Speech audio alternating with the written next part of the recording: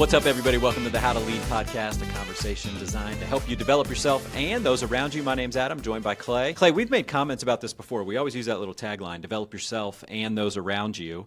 I think back in like February or something like that, I said, hey, guess what? You know, we use that tagline, and I found this quote from Drucker, from Peter Drucker, that he basically said the same thing, and I kind of alluded to it months ago. So all of our raving hardcore fans will go, oh yeah, I remember that. But we're going to talk about that because it deserves a little bit more of a conversation, and that's our topic for today. You want to read that quote real quick? Yeah, that's what I was just going to say. I was going to say, you want to just tee up the quote? Yeah.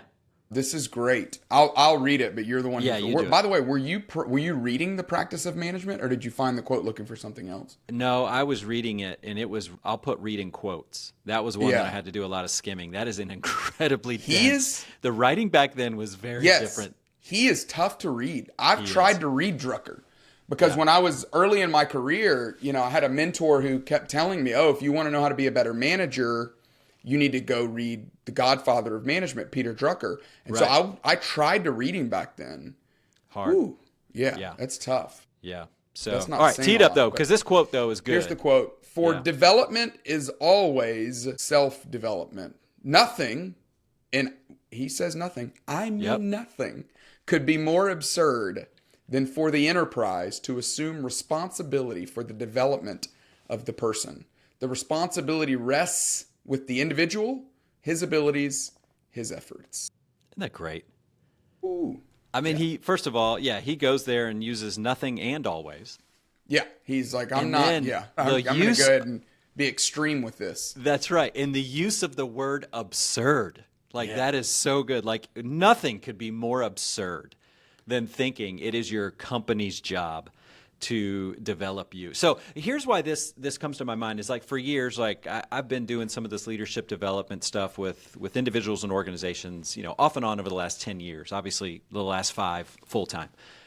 And I've always had this thought, and I talk about it often in some of my workshops, of like, listen, one of the dirty little secrets of corporate America is that the development is never as good as you want it to be. That we all start our careers with these grand dreams of being mentored and coached, and there's an apprenticeship, and somebody's going to tell us exactly how to win. And then you get out there and you realize, for crying out loud, I've got to figure out so much of this on my own, and it can be really disappointing. And I think the sooner we can open our eyes to that and accept that, not as a flaw of corporate America, but rather as a feature, that this just is what it is, and we can start to take more responsibility, then I think the better we are going to be with it. So that's why I think, you know, I've had this thought rattling around in my head over the last 10 years, and I think Drucker just put it to words perfectly. One of the aspects of this that I love is that it's not just a management truth. This is a life truth. Yeah. And you're exactly right. It's not only easy to forget when you're in a company, but it's easy to forget in life. But I would say anytime we think it is somebody else's responsibility to develop us, we're backing up. We're missing something. We're costing ourselves something that's going to eventually cost us more than we even would imagine. I would assume there's many professionals, there's many men and women that work in corporate America that are still waiting on someone to develop them, right? They're waiting for a mentor program or a manager or some HR initiative to show them, to explain to them, to train them on how to do what it is that they want them to do. And I like how you put it, that's just not, it's the secret, it's the myth, is that it's just not going to happen, Captain. Yeah, and so we got to quit waiting. That's the big punchline here of what we're saying. And so as you're driving around listening to this, thinking about maybe, hey, that's a little bit of me. I'm waiting for somebody. I just wish somebody would come, take me under their wing, and just show me what it takes to win in this particular situation. And, you know, it's really interesting. I've got a family friend of mine who is the basketball coach at the local high school here in the town that I live, and big Texas 6A basketball coach. Years ago, they had 2 kids on the team. You know, they were going really far in the state championship. They were nationally ranked #1 for years. And I remember talking with this guy, because he's a family friend of mine, this coach, about like, how much are you spending individual development time with the people on your team? And it was like, oh, there's almost none of that. I mean, they all have their coaches on the side. They all have their things that they do for either their ball handling or their shooting or their defense. My job is to make us cohesive as a team, to set some strategy, to call the plays, to read the moment, to call the timeouts, to put the team together. But I'm not teaching anybody shooting form anymore, which is so different than where, a lot of the youth sports where it's like, hey, the coach pulls you aside and shows you how to swing the bat, how to swing the golf club. And I think like the higher up we get and the older we get, that's probably more real, right? That we've got what he was basically saying is the development at that level, big time high school basketball was self-development. So we got to quit waiting for it. And just so, if we're going to reframe this narrative a little bit and start to think about this in a slightly different way, I mean, some of us have been conditioned to believe that growth is given, not owned, and that's where we need to flip that, and we just need to understand. And what I want us to do is I want us to start to think about anything that your organization does, that's just a supplement, right? Those are the power bars. Those are the Cliff bars. Those are a supplement to a good diet, not a substitute for a good diet. So those are your supplements when your boss develops you, when maybe your company hires people like PeopleWorks or Clay Scroggins to come in and do things for them. Those are supplements. Those aren't substitutes. You can't sit around and wait. You've got to be able to start to take some ownership of this. Have you ever had one of those moments, Tarnow, where you smell something and you think, oh, somebody's foul, and then you start going, oh, is it me? Am I the one? Do I smell? Have I been in this airport too long? Yes. This is the reason why I bring that up is because I think the first step of this is to start noticing it in yourself. Yeah. The better you can be at identifying, oh, there it is. I'm waiting on a training program, or I'm waiting on a promotion, or I'm waiting for somebody else to see my potential. Whenever the better we get at identifying that in ourselves, the better we'll be able to do it, getting rid of it. And like you said, not assuming that development's going to be given to me, but own my own development, right? That this is not something, it's not a reward that's handed down. It's a responsibility to be picked up. It's something that I own, that I do. It's a posture. It's not something I'm waiting for permission for. It's something that I deeply believe it's my responsibility. And if I happen to work for a boss that's giving me great opportunities and that is doing some specific intentional development, that's icing on the cake. It really is, but the onus really is on me. And the sooner I can start sniffing that out, the better I'll be. Yeah. By the way, that's too close to home on the smell thing, because that happened this weekend. I was watching a baseball game, and I was like, man, just something smells.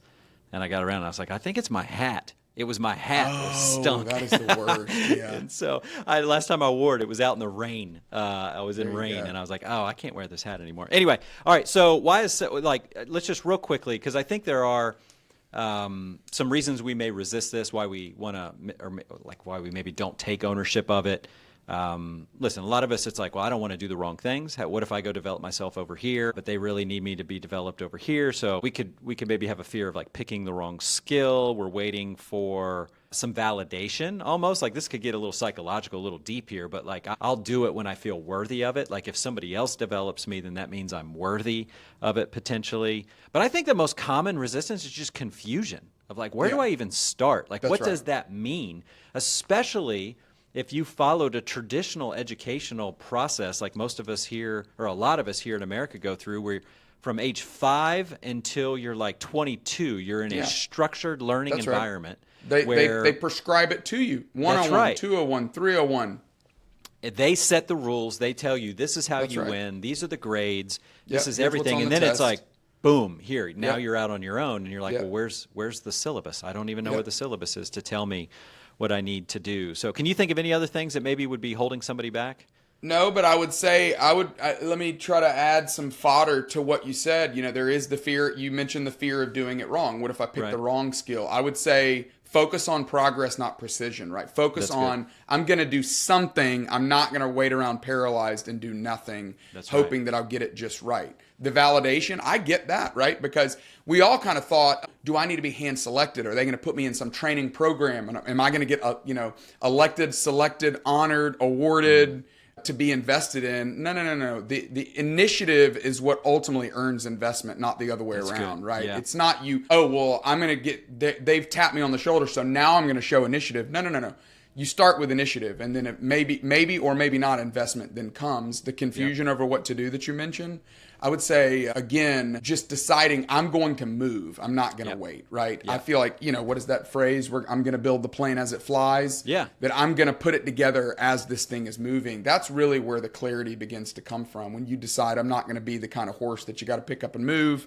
I'm going to be the kind of horse that you can get steered or that is willing to be steered. Yeah. So, I think that's... Those are good. Yeah. And listen, that build the plane in the air, that is such a dramatic and ultimately unhelpful way to think about it because there's so much risk there because we're like, well, who would build a plane in the air? I mean, what you and I know from the process of just putting content together, and we may have said this recently on an episode, is that creativity often comes as a result of moving. Like you find creativity when you start to write.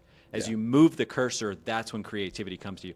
That feels a little, maybe not as dramatic as building a plane in the air, but I think that principle of ideas usually come not when you're standing still, but when you're moving forward. That's what we're trying to get at here with all of this. So, all right, let's just do this. We've got 5 things real quickly.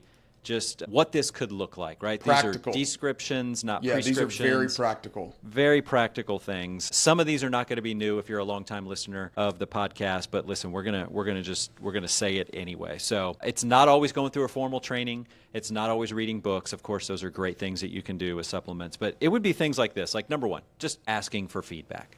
So just going up to your boss, going up to a peer, and just saying, in some way, figuring out how to ask the question of what is it like to work with me? What are your impressions of me? What's one thing that I could start doing better? Those types of conversations, great opportunity to learn. Just simply asking for feedback.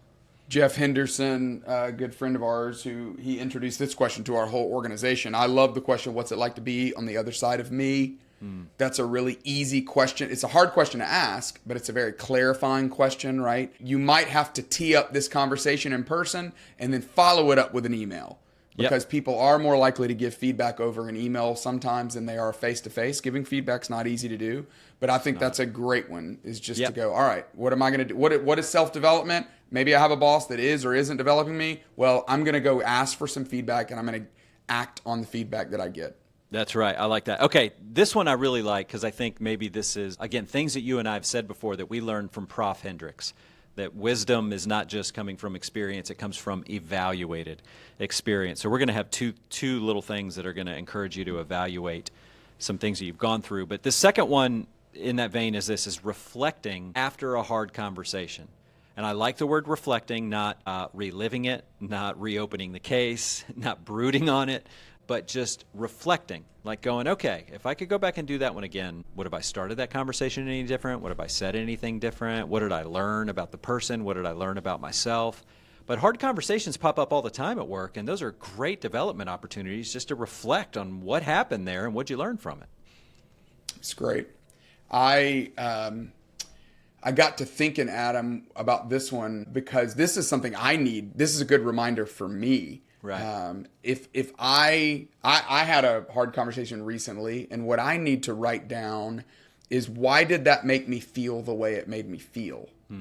Because I feel like if I could get underneath that, get inside of that, turn that upside down, try to understand that more deeply, it would unlock something in me that would make me a more emotionally aware person, which we all know EQ is what sets great leaders apart. And so I feel like that one's very relevant for me, is to just go, all right, if I had something that was taxing, something that was hard, something that took more emotional energy than I even anticipated or than maybe it should have, do a little bit of reflection. Yeah. Maybe take it to ChatGPT or maybe just write it down in a journal. Why did that make me feel the way that made me feel? That's right, which is, that article just came out last week. One of the number one uses of ChatGPT is the mental health counseling, therapist kind of services. So it's pretty good at it. So great opportunities to reflect because it's so good at asking thoughtful questions that nothing else, it could be really helpful there. All right, number 3 would just be, like, there's no way to get around this, but it's like you just have got to learn new information and be exposed to people who think differently than you and who have different experiences than you. Back in the day, Clay, when you and I first graduated from college, it was like you either went to a conference or you read a book. Nowadays, we live in this golden age of content. You don't have to read anymore. I talk a lot about books on here. That's one way I like to do it. It's probably more to do with the era I grew up in, that's just one of the ways I learn new information. I'm not saying you've got to read books, but I think the real key behind reading is that you are humbly seeking new information and learning from people who think differently and have different life experiences than you. You can do that on YouTube. You can do that in podcasts. You can do that from blogs. You can do that from books, from audiobooks, from Kindle, whatever it is. There are so many different ways to do that. But I have yet to meet a person who doesn't take self-development seriously and also doesn't take learning and exposing themselves to new ideas seriously. Would you agree, disagree with that, push back on that? No, 100%. And this is one where, during football season, this is always challenging for me because I want to listen to football podcasts, but I really have to discipline myself to say, all right, am I learning something? Am I exposing myself to some new information? But that's just a simple little hack that great leaders have, is listening to podcasts on your commute. And so send a couple texts out, ask some of your more learned friends, give me a couple of podcasts that you've listened to lately that have been inspiring, insightful, give you some ahas, turned on some light bulbs. And I bet you'll get some that will be rewarding, and they will be great investments in your own development. That's right. That's good. Okay. I like this one here, number 4. Just practice how to lead a meeting well. If there's one skill that you definitely need as a leader, as a team leader, it is when you rally the troops and you get everybody in a room or on a virtual call, man, that is an opportunity. And so any reps you can get to learn how to lead a meeting well, that just is starting to take ownership of your development right there. You really like that one. Talk more about that one. Why'd that one jump off the page to you? Well, because great leaders are always, when they're in a meeting, they're doing two things. They're taking notes of what they learned in the meeting or what they're learning in the meeting, and then they're taking a different set of notes of how they would do it differently if they were in charge. That's good. And so you've been doing that for years. You've been making notes of, man, if I were leading this offsite, or if I were leading this creative meeting, or if I were leading this team meeting, here's what I would do. Well, next time you lead a meeting, put all of that into practice. And it is remarkable how much of leadership is learning how to lead a meeting well. So many different moments in your life, you'll be leading some kind of meeting and learning how to do it in a way that pulls people in, keeps the meeting moving forward, starts on time, ends on time, has a clear agenda, has a clear mission, has takeaways, has follow-ups, creates accountability for people. You can do that really. The more you learn how to do that, the better of a leader you'll be. That's right. That's right. All right, last one would be just to do this, as we're going to go to our second one that we talked about on this reflection, is just start writing down what you're learning. And again, by writing down, don't take me literally. You don't have to go get a journal and a pen or a pencil to do this. It's basically just start to catalog and to organize things that you are learning in some sort of systematic way. If that's an old school pen and paper for you, then go for it. If that's you just recording voice memos while you're driving home, do it. If that's you capturing things in your notes in your phone, all roads lead to the promised land on that one. Just pick your method, but the bottom line is just to get in the habit of writing down what you're learning. Because Clay, I can't tell you how many great ideas I've had while driving around or even just sitting here at the office, and I'm like, oh, I'll never forget. That idea is so good, I'm never going to forget it. And then I wake up the next day and I'm like, God, what was that? Yeah. What was that idea? Yeah. So we just got to write it down.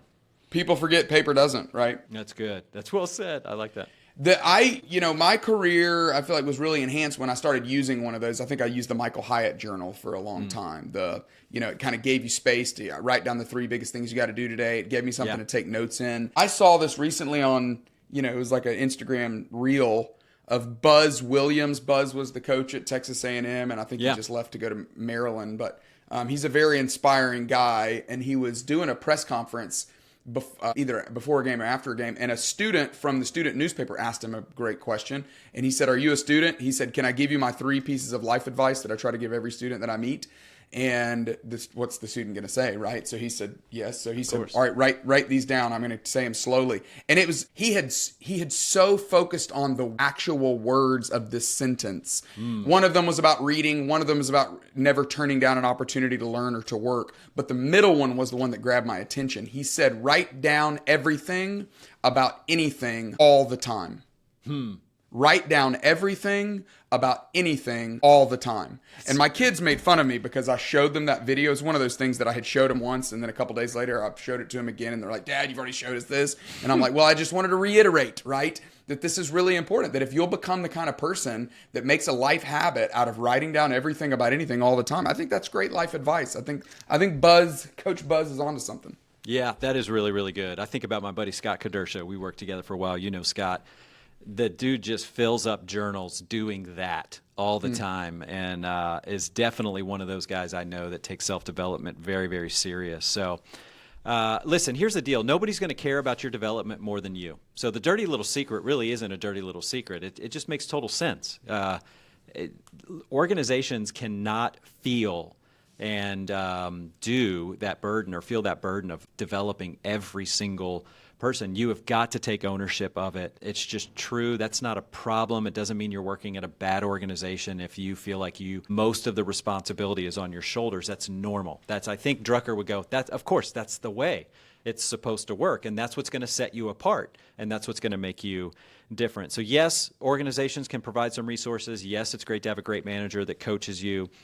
But like we said, those are all supplements. Those are not a substitute for a good, robust personal development process and mindset with all of this. So, Clay, what would be one last thought for our listeners here? I'll give you two questions to ask yourself as you're listening to this. Number one, where are you waiting for someone else to take the lead on your development?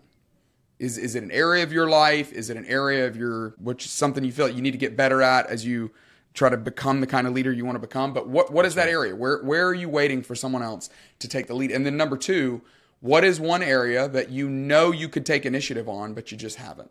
Yeah. What's one area that you know you could take initiative on it, but you just haven't? I would encourage you, pick that one area, do something about it. Not because anybody told you to, but because it matters to you, because you care about it. And I believe that will not only will it be healthy, but it'll also start a habit in your life or reinforce a habit in your life that will never get old and will always help you, will always make you better.